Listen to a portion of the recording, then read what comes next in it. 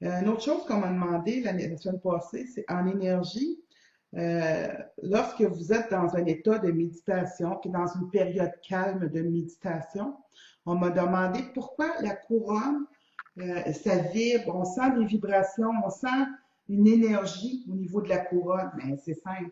Quand on est en canalisation, quand on est dans un calme intense, quand on est dans un état méditatif, même en voyance, quand on fait de la canalisation, des choses comme ça, c'est des choses qui arrivent, mais ça se peut qu'on sente quelque chose de vibratoire parce que c'est comme si notre couronne ici, elle se permet d'ouvrir un peu plus parce qu'on veut recevoir. Fait en faisant une ouverture un peu plus grande, on peut sentir des vibrations. Puis ça, moi j'appelle ça, c'est quand on se connecte. Vous savez, il y a quelqu'un qui m'a déjà dit, écoute, Joanne, je pense que de la manière que tu fonctionnes comme un Wi-Fi. Tu te connectes à quelque chose, puis tu nous révèles ce qu'il y a à nous dire. Fait que votre couronne, c'est comme votre Wi-Fi.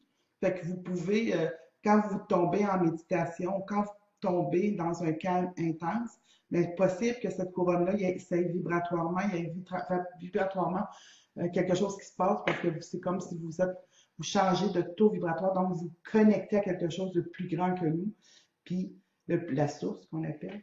Puis à ce moment-là, ben, ça peut vibrer en haut. Une autre chose aussi, il y a des gens qui m'ont demandé de reparler euh, du cours du miracle, d'être plus explicite.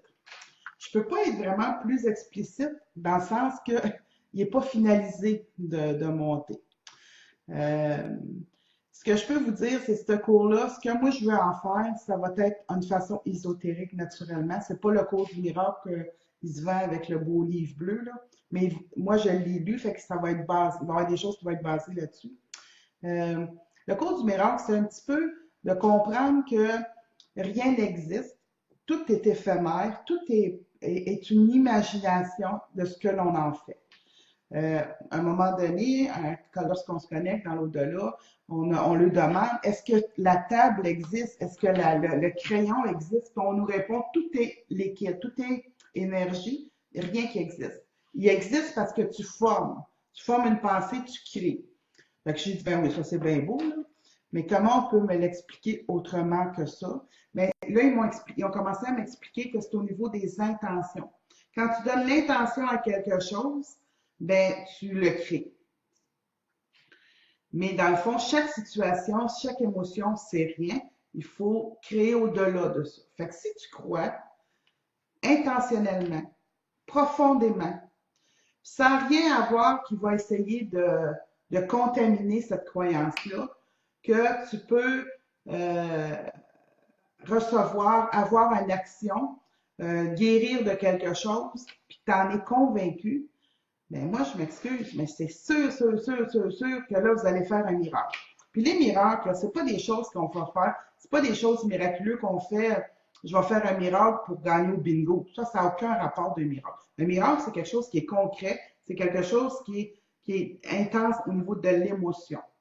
Moi, je dis souvent aux gens, quand que ton esprit, ta tête, ton cœur, ta bouche, ton cœur puis tes pieds, ils vont dans la même direction, tu te respectes, mais là, tu peux tout faire. Fait que c'est sûr que quand on se met dans un état où on veut faire un miracle, on veut exaucer un miracle, on veut recevoir un miracle, on veut faire le miracle, mais pour faire ça, il faut t'enlèver l'ego, il faut t'enlèver plein d'aspects de ta vie.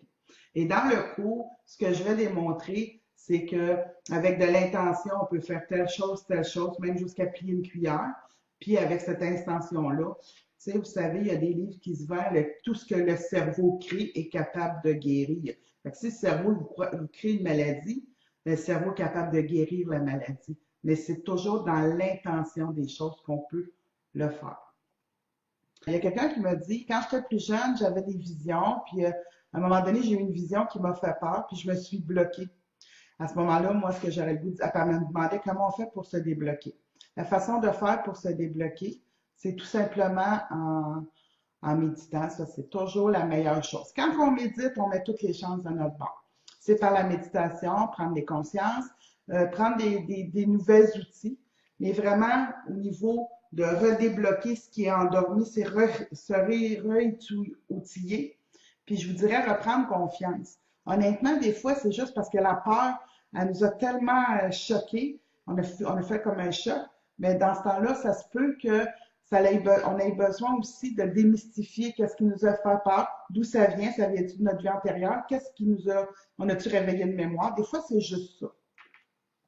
Donc, ce que je vous suggère, si vous avez eu déjà des visions puis que ça s'est complètement fermé par rapport à une peur, on commence par méditer, bien respirer par le nez, on inspire par le nez, on expire par le nez.